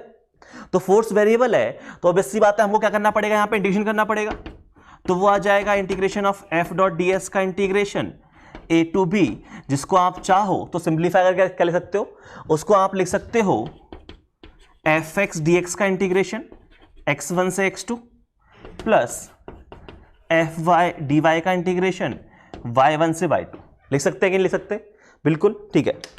इसको हम और लेक्चर से आगे सिंप्लीफाई करके, तो यहां पे एफ एक्स क्या है, एफ एक्स है हमारा 3x स्क्वायर, तो ये क्या बन जाएगा, ये हो जाएगा integration of 3x square dx, और लिमिट क्या आ जाएगी, x की लिमिट आएगी तो 0 से 1 प्लस एफ वाई कितना है, 4y हो गया हमारा, into D Y, limit y की आएगी कितना, 1 से 2। ये समझ पा रहे हो? बहुत सिंपल सी कहानी है। तो इस तरीके से हम इन क्वेश्चंस को सॉल्व करेंगे अगर वेरिएबल फोर्स होगा तो, ठीक है। यहां पे वैल्यू छाप दो, ये 3x स्क्वायर dx का इंटीग्रेशन क्या होगा, ये बन जाएगा x क्यूब, और लिमिट क्या आ जाएगी, ये आ जाएगी 0 से 1 प्लस इसका इंटीग्रेशन क्या हो जाएगा, ये हो जाएगा 2y स्क्वायर, और लिमिट आ जाएगी 1 से 2। आई थिंक समझ पा रहे हो क्या हो रहा है। तो ये आ जाएगा 1 क्यूब माइनस 0 क्यूब प्लस ये आ जाएगा ट्वाइस ऑफ 4 माइनस 1। तो कितना बन गया, ये बन गया 1 प्लस जो 1 जूल वर्क डन है वो हुआ है x के लॉन्ग, ठीक है, और ये जो वर्क डन हुआ है कितना 6 जूल, ये किसके लॉन्ग हुआ है, y के लॉन्ग। तो टोटल वर्क डन जो है वो आ गया हमारा 7 जूल। समझ में आया? कोई दिक्कत नहीं है, ठीक है। तो इस तरीके से हम वेरिएबल वर्क डन के क्वेश्चंस कर सकते हैं, ठीक है। अगर वेरिएबल फोर्स होगा तो वर्क डन कैसे निकालेंगे। तो ओवरऑल अगर मैं बात करूं तो वर्क डन बहुत ही सिंपल सी कहानी है, ठीक है। बस आपको डिफरेंट वैरायटी के क्वेश्चन की थोड़ी प्रैक्टिस करनी है। ओके, इसके अलावा अगर मैं थोड़ी सी और बात करना चाहूं वर्क डन में, तो यहां पे हमें कुछ ग्राफ के क्वेश्चन भी करने पड़ते हैं, ठीक है। तो क्या ज्योमेट्रिकल मीनिंग है वर्क डन का, वो भी देख लेते हैं। तो geometrical meaning of work done, तो बेसिकली कहानी क्या है कि अगर मैं एफ कर्व की बात करूं कि ये है फोर्स और ये है हमारा डिस्प्लेसमेंट एस, तो ऐसा कुछ एरिया दिया हुआ है मान लो, ठीक है। तो यहां पे आपका जो एरिया अंडर कर्व है वो आपको क्या देगा, वो आपको देगा वर्क डन।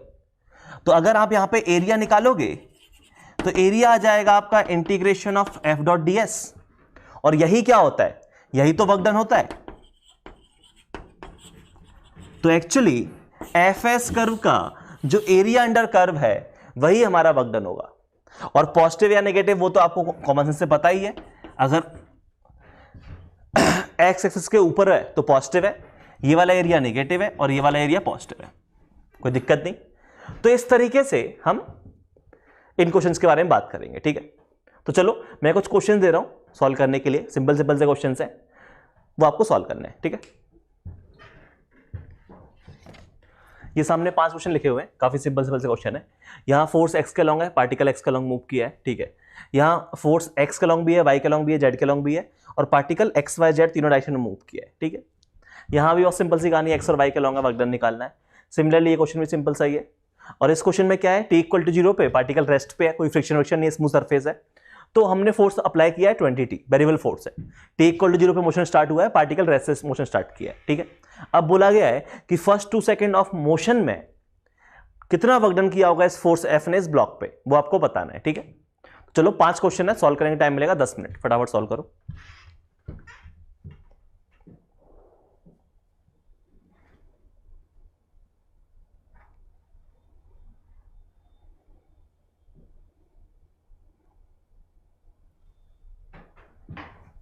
चलो आई थिंक सॉल्व कर लिया होगा, काफी सिंपल सी कहानी चल रही है।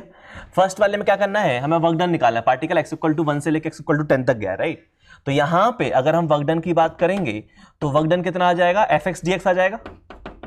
एफ एक्स डी एक्स का इंटीग्रेशन 1 से लेकर 10 बोले तो ये आ जाएगा integration of 3x square plus 2x minus 4 dx, इसका इंटीग्रेशन 1 से लेकर 4, 1 से लेकर 10, ठीक है। तो ये कितना बन जाएगा, ये बन जाएगा हमारा x cube plus x square minus 4x, limit 1 से लेके 4, ठीक है। सॉल्व करने पे जो आंसर आएगा वो आंसर आना चाहिए 1062, ये आपका आंसर आना चाहिए सॉल्व करने पे, ठीक है। नेक्स्ट जो क्वेश्चन है, नेक्स्ट क्वेश्चन भी काफी सिंपल है। यहां पे क्या करना है, आपको वर्क डन निकालना है, तो आप क्या करोगे, आप बोलोगे वर्क डन जो है वो क्या होगा, वो होगा F x D x, right. तो एफ एक्स डी एक्स तो बोले तो 4x क्यूब dx, इसका integration plus F Y D y, 6y square d y, इसका integration plus F z d z, 1y d z, इसका integration, और limit क्या put करोगे, ये है 1 से 2 और ये लिमिट क्या है 1 से 0 और ये है e से e स्क्वायर। इसको पूरे को सॉल्व करोगे तो आंसर आपका कितना आ जाएगा, ये आ जाएगा 14 जूल, ठीक है, कोई दिक्कत नहीं आता। उसके बाद हम लोग बात कर रहे हैं नेक्स्ट क्वेश्चन के बारे में। नेक्स्ट क्वेश्चन में क्या कहानी सुनते हैं तो नेक्स्ट क्वेश्चन में फिर से वही कहानी है, काफी सिंपल सा है। तो इसको सॉल्व करोगे नेक्स्ट क्वेश्चन को, तो क्वेश्चन नंबर 3 में यहां पे हो क्या रहा है, ये आ जाएगा आपका वर्क डन 4x dx का integration plus 3y square dy, इसका इंटीग्रेशन, लिमिट है 0 से 2 और y की लिमिट है कितना, 1 से 1। y में तो हम लोग मूव किए ही नहीं है, y में हम लोग मूव नहीं किए हैं, तो वर्क डन 0 आ जाएगा। चाहो तो आप सॉल्व कर लो, कोई दिक्कत नहीं है। तो ये कितना बन गया, ये बन जाएगा आपका 2x स्क्वायर, लिमिट 0 से 2, और ये कितना बन गया y क्यूब 1 से 1, तो ये कितना बन जाएगा, ये बन जाएगा 8 और वो बन जाएगा 0। तो यहां पे वर्क डन कितना आ गया, 8 जूल आ गया। समझ में आया। सिमिलरली जो नेक्स्ट क्वेश्चन है ये बढ़िया क्वेश्चन है, ठीक है। क्यों बढ़िया है अभी समझ में आएगा, क्योंकि यहां पे इंटीग्रेशन करने में थोड़ी दिक्कत होती है। तो सुनते हैं नेक्स्ट क्वेश्चन के बारे में। तो क्वेश्चन नंबर 4 में जब आप जैसे वर्क डन निकालोगे तो वर्क डन क्या आ जाएगा, ये आ जाएगा y dx का इंटीग्रेशन प्लस x dy का इंटीग्रेशन, अब यहां ध्यान से देखो, इसको हम x के रिस्पेक्ट में इंटीग्रेट कर रहे हैं लेकिन y वेरिएबल है, दिक्कत आ गई। यहां हम लोग y के रिस्पेक्ट में इंटीग्रेट कर रहे हैं लेकिन x यहां पे वेरिएबल है। ये कांस्टेंट होता तो बाहर निकाल देते, वो भी नहीं है। तो अब कैसे इंटीग्रेशन करेंगे? तो एक तरीका तो ये होता कि आपको यहां पे x और y में रिलेशन मिला दिया होता। अगर आपको x और y में रिलेशन दिया हुआ है तो यहां पे आप x छाप देते, यहां पे y छाप देते, हो जाता सॉल्व। लेकिन वो आपको क्वेश्चन में दिया नहीं है ऐसा कुछ। x और y में रिलेशन का मतलब समझते हो? x और y में रिलेशन का मतलब है पाथ दिया हो कि पार्टिकल किस पाथ में मूव कर रहा है। सर्कल में मूव कर रहा था, क्वेश्चन दी होती है x square plus Y square equals to R square, ऐसा कुछ है ना। अब ये सब दिया नहीं है तो क्या करेंगे? तो देखो इस क्वेश्चन में कुछ ना कुछ जुगाड़ बन रही होगी, अदरवाइज हम लोग सॉल्व कर ही नहीं पाएंगे। तो यहां पे एक्चुअली इस क्वेश्चन में जुगाड़ है, और जुगाड़ क्या है जरा इसको ध्यान से देखो। ये लिखा हुआ है integration of y dx plus x dy, ठीक है, पॉइंट a टू b। और शायद आपको ये याद हो कि अगर मैं xy का डेरिवेटिव करता हूं, xy का डेरिवेटिव करता हूं, तो xy का डेरिवेटिव अगर मैं करूंगा तो ये क्या आ जाएगा? पहले हम लोग डेरिवेटिव करेंगे किसका? x का डेरिवेटिव करेंगे, ठीक है, और y कांस्टेंट, y को एज कांस्टेंट ट्रीट करेंगे। प्लस एक बार हम लोग क्या करेंगे, यहां पे x को एज कांस्टेंट ट्रीट करेंगे और y का डेरिवेटिव करेंगे, चेन रूल। ध्यान से देखो, क्या ये वही लिखा हुआ है? तो इन क्वेश्चन में क्या होगा, कुछ ना कुछ जुगाड़ बन रही होगी। जैसे आपको ये फॉर्म दी हुई है, ठीक है, ये फॉर्म दी हुई है, तो अगर मैं इसका इंटीग्रेशन कर दूं, ठीक है, अगर मैं इस फॉर्म का इंटीग्रेशन करूंगा तो मुझे क्या मिलेगा? xy मिलना चाहिए। बोथ साइड इंटीग्रेशन साइन लगा दो, ध्यान से देखो, ये इंटीग्रेशन लगा दिया, तो अगर मैं इसका इंटीग्रेशन करूंगा तो मुझे क्या मिलेगा? इस तरफ xy मिलेगा। ये समझ पा रहे हो? तो ये जो फॉर्म लिखी हुई है, इसका अगर आप इंटीग्रेशन देखना चाहो तो यहां से आपका जो वर्क डन है वो क्या बन गया? वो बन गया, वो xy बन गया। और लिमिट क्या है? तो लिमिट आपको किसकी पुट करनी पड़ेगी? a से b। और a से b किसकी लिमिट पुट करनी है? xy की लिमिट पुट करनी है। ये समझ पा रहे हो? अगर नहीं समझ पा रहे हो तो मैं थोड़ा और अच्छे से लिख देता हूं इस चीज को, ठीक है। जैसे ये फॉर्म थी, ठीक है, तो इसी फॉर्म को मैं आगे क्या लिख सकता हूं? इसी फॉर्म को मैं आगे लिख सकता हूं a टू b, और ये क्या लिखा हुआ है? ये जो फॉर्म है ये है d ऑफ xy, राइट। तो अब आपको जो लिमिट पुट करनी है वो किसकी पुट करनी है? xy की पुट करनी है, क्योंकि आपने जो डेरिवेटिव किया, सॉरी, जो आप इंटीग्रेशन कर रहे हो, ठीक है, किसके रिस्पेक्ट में कर रहे हो? xy के रिस्पेक्ट में कर रहे हो। तो ध्यान से देखो xy की लिमिट, तो यहां पे a पे x इंटू वाई कितना आ रहा है? 0 आ रहा है, राइट, a पे। और x इंटू वाई b पे कितना आ रहा है? तो मल्टीप्लाई कर दो, 8 आ रहा है। मतलब लिमिट जो है वो आपकी हो जाएगी यहां पे 0 से 8। ये समझ पा रहे हो? मतलब इंटीग्रेशन ऑफ 0 से 8 d ऑफ xy, तो ये आ जाएगा xy लिमिट है 0 से 8, ये जो xy की लिमिट है। तो ये कितना आ गया? 8 माइनस 0, 8 जूल आ गया। बाकी आप चाहो तो लिमिट ऐसे ही पुट कर सकते थे, 0,1 से लेकर 2,4, तो भी चल जाता, जैसे आपको पसंद हो। आंसर इसका क्या आ जाएगा? 8 जूल आ जाएगा, कोई दिक्कत नहीं है। उसके बाद हम लोग जा रहे हैं नेक्स्ट क्वेश्चन की तरफ। नेक्स्ट क्वेश्चन में क्या कहानी है? नेक्स्ट क्वेश्चन में हो क्या रहा है? ये जो ब्लॉक है, इस ब्लॉक पे फोर्स लग रहा है, उसकी वजह से जो ब्लॉक है वो एक्सलेट कर रहा है। और कितने से एक्सलेट कर रहा है? तो फोर्स डिवाइड बाय मास, ये आ जाएगा 2t। कोई दिक्कत नहीं। अब हम लोग को बात करना है कि 2 सेकंड तक कितना वर्क डन आया होगा। तो वर्क डन होगा f डॉट ds का इंटीग्रेशन, राइट। वर्क डन होगा f dot d, particle x के लॉन्ग मूव कर रहा है तो f dx का इंटीग्रेशन, ठीक है। मुझे f पता है लेकिन मुझे dx नहीं पता, तो मैं क्या करता हूं? पहले dx निकालता हूं। कैसे निकालूंगा? तो जरा इस क्वेश्चन में देखो, यहां तो मैं a दिया हुआ है, a कितना है? 2t है। एक a दिया हुआ तो आप यहां से v निकाल सकते हो। v कितना हो जाएगा? t स्क्वायर हो जाएगा, प्लस कांस्टेंट जिसकी वैल्यू 0 है, क्योंकि t इक्वल टू 0 पे पार्टिकल रेस्ट पे था। ये समझ में आया क्या किया अभी तक? कोई दिक्कत नहीं यहां तक, ठीक है। तो v आ गया t स्क्वायर। अब v t स्क्वायर आ गया तो ये लिखा हुआ है dxy dt, इसकी वैल्यू t स्क्वायर। तो यहां से अगर मैं इसको सिंप्लीफाई कर लूं तो क्या dx मेरा हो जाएगा t स्क्वायर dt। ये समझ पा रहे हो? dx मेरा हो जाएगा t स्क्वायर dt। मुझे dx की वैल्यू छापनी थी, मिल गई dx की वैल्यू, मेरा काम हो गया। अब क्या करो? दोनों वैल्यू छाप दो, f की वैल्यू भी छाप दो और dx की वैल्यू भी छाप दो यहां पे। तो जो वर्क डन है वो मेरा आ जाएगा, फोर्स कितना है? फोर्स है मेरा 20t, और मेरा dx कितना है? वो है t स्क्वायर dt। तो ये जो बन गया वो बन जाएगा 20 integration of t cube dt, और हम किसके रिस्पेक्ट में डेरिवेटिव कर रहे हैं, t के रिस्पेक्ट में, तो लिमिट किसकी आ जाएगी, t की आ जाएगी 0 से लेकर 2, फर्स्ट टू सेकंड का ही बोला है, तो ये आ जाएगा 20, इसको ये कर दो, ये हो जाएगा t⁴/4 लिमिट 0 से 2, ये कितना हो गया, यहां से इसको कैंसिल कर देते हैं, हो जाएगा 5 t⁴ लिमिट 0 से 2, लिमिट पुट कर दो, ये आ जाएगा 5, 2⁴ होता है 16 माइनस 0, कितना आ गया, 16 इंटू 5 80 आ गया। तो यहां जो वर्क डन है वो कितना आ जाएगा आपका 80 जूल, कोई दिक्कत नहीं है, और भी तरीके हो सकते हैं सॉल्व करने के, बट ये वन ऑफ द मेथड है, ठीक है। तो आई थिंक ये सारी कहानी समझ में आ रही है अभी तक, कुछ क्वेश्चंस और दे रहा हूं मैं, ठीक है, चलो वो भी सॉल्व करने हैं। चलो सामने 4 क्वेश्चन और लिखे हुए हैं, ठीक है। तो यहां पे ये वही जुगाड़ लगेगी जो थोड़ी देर पहले बताई थी, इस क्वेश्चन में जुगाड़ लगानी है, इंटेंशन नहीं कर पाओगे डायरेक्ट, राइट, कुछ ना कुछ जुगाड़ लग रही होगी यहाँ पे बहुत सिंपल सा टोटल वर्क डन पूछा गया है 6 सेकंड के लिए, एरिया अंडर कर्व निकाल देना। यहाँ भी वही कहानी है, एरिया अंडर कर्व निकालना है, बस इंटरवल एक में 0 से लेके 4 है, एक में 2 से लेके 4 है, तो ट्रेपेजियम बनेगा, एरिया निकाल दोगे, ठीक है। यहाँ पे ये जो क्वेश्चन है ये है स्प्रिंग फोर्स का, कि एक स्प्रिंग से एक ब्लॉक कनेक्टेड है, उस स्प्रिंग को मैं अपनी तरफ खींच रहा हूं, बाहर की तरफ, ठीक है, प्लस एक्स के अलाउ। अब क्या होगा, उसकी वजह से स्प्रिंग में कुछ ना कुछ एक्सपांशन आएगा, और स्प्रिंग में एक्सपांशन आएगा तो स्प्रिंग जो है वो अपना पीछे की तरफ फोर्स लगाएगी, राइट, और वो जो फोर्स है वो एक्चुअली एक्सपांशन पे डिपेंड करता है, और जो फोर्स है वो होगा माइनस के इंटू एक्स, माइनस क्योंकि पीछे की तरफ लग रहा है, और मैग्नीट्यूड कितना है, के इंटू एक्स, एक्स यहां पे है, किसी भी इंस्टेंट पे एक्सपांशन कितना है, ठीक है, एक्सपांशन या कंप्रेशन दोनों केस में के एक्स लगता है। तो बताना है total work done bye spring force, ठीक है, जब हमने कहां से कहां तक लेके गए, हम स्प्रिंग को लेके गए नेचुरल लेंथ से x0 एक्सपांशन तक, तो कितना स्प्रिंग ने वर्क डन किया वो आपको निकालना है। तो 4 क्वेश्चन है, सॉल्व करने के लिए मिलेगा 10 मिनट, फटाफट सॉल्व करो।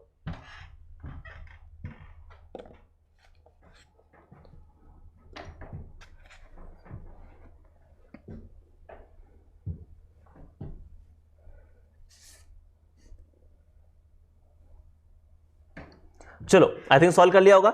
सबसे पहले इस वाले क्वेश्चन को देख लेते हैं, वर्क डन निकालना है, एरिया अंडर कर्व निकाल लो। इसका एरिया अंडर कर्व देखोगे तो कितना आ जाएगा, ये +20 है, ये है +10, ये है -10, तो टोटल वर्क डन कितना आ गया, टोटल वर्क डन आ गया 20 जूल, क्योंकि ये दोनों तो कट गया आपस में, जो भी वर्क डन है सिर्फ ये वाला बच्चा, ठीक है। टोटल वर्क डन आ जाएगा 20 + 10 -10 20 जूल, कोई दिक्कत नहीं है।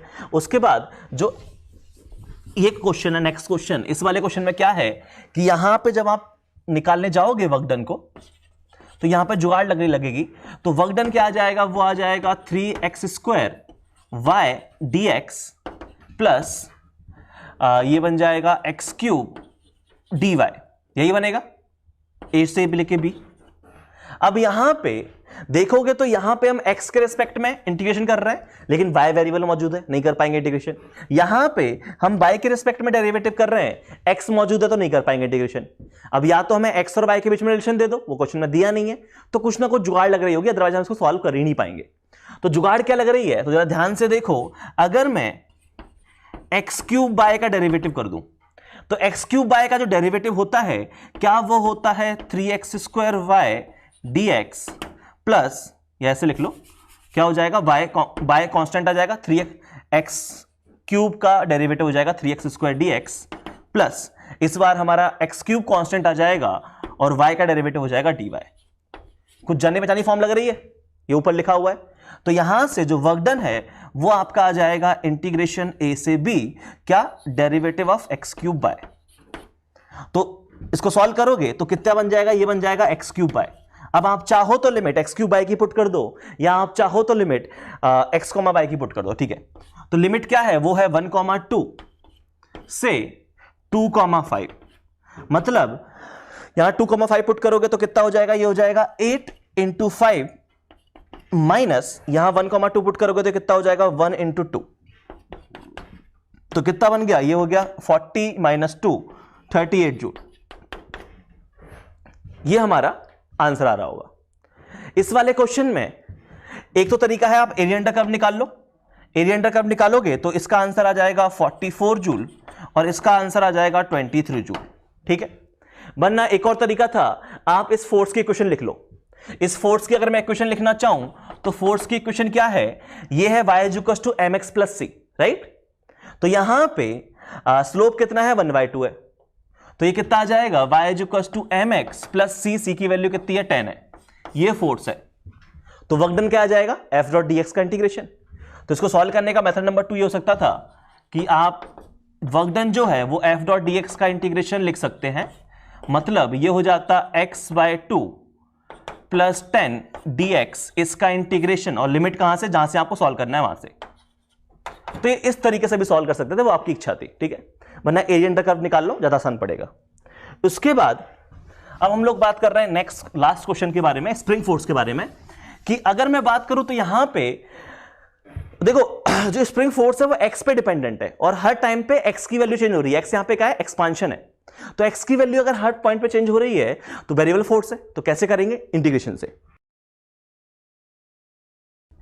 यहां पे हम क्या करते हैं, हम किसी भी इंस्टेंट की बात कर लेते हैं। तो अगर मैं किसी भी इंस्टेंट पे बात करूं तो यहां पे अगर यहां पे एक्सपांशन हमारा x हो जाता है, ठीक है, तो जो अंदर की तरफ फोर्स लग रहा होगा वो कितना लग रहा होगा, कि x लग रहा होगा।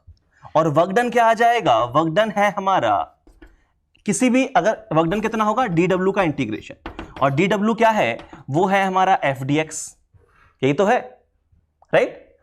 तो यहां पे f की वैल्यू कितनी है, f की वैल्यू है पीछे की तरफ, ये वेक्टर फॉर्म में होता है, याद रखो, ठीक है।